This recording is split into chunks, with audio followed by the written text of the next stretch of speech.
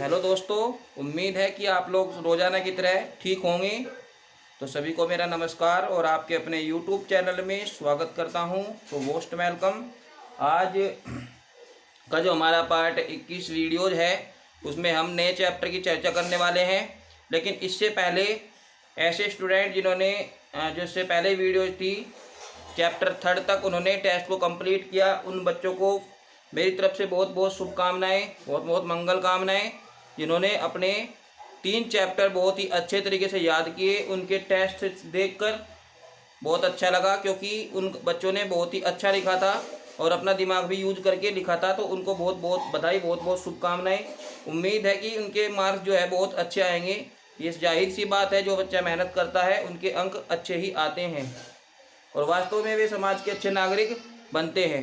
तो चलिए देखते हैं आज की वीडियो में हमें क्या देखना है कि जो हमारा 4th चैप्टर है कार्बन और इसके यौगिक। बच्चों बहुत महत्वपूर्ण चैप्टर है ये। इसको भी आप जैसे आपने 3 चैप्टर पूरे किए हैं, उम्मीद है इसको भी आप बहुत अच्छी तरीके से समझ के चलोगे। तो आपने भी देखा होगा बच्चे, जो हमारा कार्बन है ये बहुत ही बढ़िया तत्व है, बहुत ही अलग टाइप का तत्व है। ठीक है, आप इसका दैनिक जीवन में भी नाम सुनते रहते होंगे। तो इस चैप्टर में हम कार्बन के बारे में बहुत सारी बातें जानेंगे। कहीं ना कहीं हमारी जो बॉडी है वो भी कार्बन से ही बनी हुई है, हमारा जो भोज्य पदार्थ है वो भी कार्बन से ही बना हुआ होता है। कुल मिला के ये समझ लीजिएगा, ये चैप्टर हमारे दैनिक जीवन में भी बहुत ज़्यादा काम आने वाला है। तो इसीलिए आप इस चैप्टर को जो है बहुत अच्छी तरीके से समझ के चलोगे और मैं भी आपको बहुत छोटे पार्टों के रूप में, ठीक है, इस टॉपिक को बांट के चलूँगा ताकि आप जो है कम समय में ही अपने टॉपिक को समझते रहे। तो चलिए शुरू करते हैं बच्चों। आज सबसे पहले हम इस वीडियो में कार्बन की उत्पत्ति के बारे में जानेंगे कि कार्बन की उत्पत्ति जो है कैसे हुई है, कार्बन कहाँ से आया है। ठीक है, तो बहुत ध्यान से आपको देखना है कि कार्बन जो है बच्चों वो कहाँ से आया है। ये लैटिन भाषा का शब्द है, लैटिन भाषा।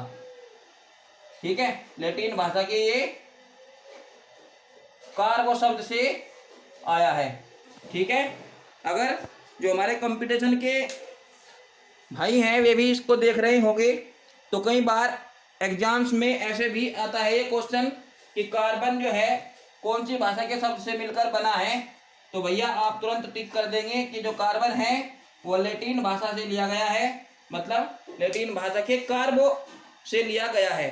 ठीक है, और इसका अर्थ क्या होता है, इसका अर्थ कोयला होता है।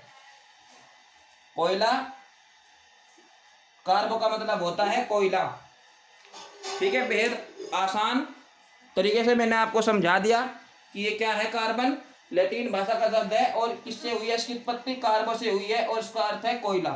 अगर हम हिंदी भाषा की बात करें तो हिंदी में इसका अर्थ कोयला होता है। ठीक है, और लैटिन भाषा में इसको कार्बो कहते हैं।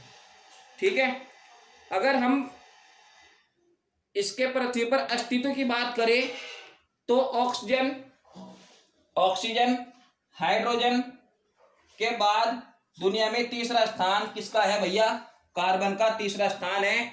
सबसे पहले ऑक्सीजन, ठीक है, और हाइड्रोजन, इसके बाद है हमारा कार्बन। तो यानी कि आप एक तरीके से कह सकते हो कि पृथ्वी पर जितने तत्व पाए जाते हैं उनमें कार्बन एक तरीके से तीसरे स्थान पर आता है। ऐसे भी ये क्वेश्चन जो है आपका किसी भी प्रवेश परीक्षाओं में, किसी भी जॉब्स एग्जाम में आ जाया करता है। ठीक है, इसके बाद जो है हमारा, अगर हम कार्बोनेट की बात करें, CO3 की बात करें, हाइड्रोजन की बात करें और आप इसके अलावा जो है कोयले की बात करें तो इनके रूप में भी जो आपका कार्बन है वो पाया जाता है। और खासकर इनमें कितना पाया जाता है कार्बन, लगभग 0.02% कार्बन जो है कार्बोनेट के रूप में पाया जाता है। ठीक है, कार्बन कार्बोनेट के रूप में कितनी मात्रा में पाया जाता है, 0.02%। या आप कह सकते हो कि पेट्रोलियम के रूप में भी लगभग कार्बन जो है 0.02% पाया जाता है। और इसके अलावा अगर हम वायुमंडल की बात करें तो वायुमंडल में जो है कार्बन की जो मात्रा होती है CO2 के रूप में होती है। सभी को पता है कार्बन डाइऑक्साइड है ना, CO2 तो कार्बन डाइऑक्साइड, कार्बन डाइऑक्साइड के रूप में कार्बन जो है कितना होता है वायुमंडल में, 0.03% तक कार्बन वायु में उपस्थित रहता है कार्बन डाइऑक्साइड गैस के रूप में। कई बार एग्जाम में ये क्वेश्चन भी आ जाता है कि वायुमंडल में कार्बन किस रूप में होता है। ऑप्शन नंबर है CO3 के रूप में, CO2 के रूप में, CO के रूप में, ठीक है, C के रूप में। तो किसके रूप में होता है कार्बन वायुमंडल में? ज्यादातर CO2 के रूप में होता है। तो ऐसे भी आपका क्वेश्चन आ जाता है, ठीक है। आया हुआ भी है कहीं एग्जाम में क्वेश्चन कि जो कार्बन है वायुमंडल में किसके रूप में होता है और इसकी मात्रा कितनी होती है। तो मात्रा की अगर बात करें तो 0.03% इसकी मात्रा होती है और ये CO2 के रूप में वायुमंडल में उपस्थित होता है।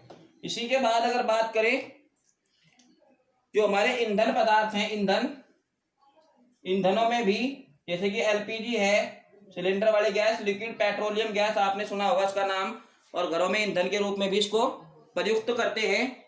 तो LPG है, CNG है, लकड़ी है, इन्हीं के रूप में भी कार्बन जो है आपका होता है। तो इनके रूप में भी आप कह सकते हो कि कार्बन होता है।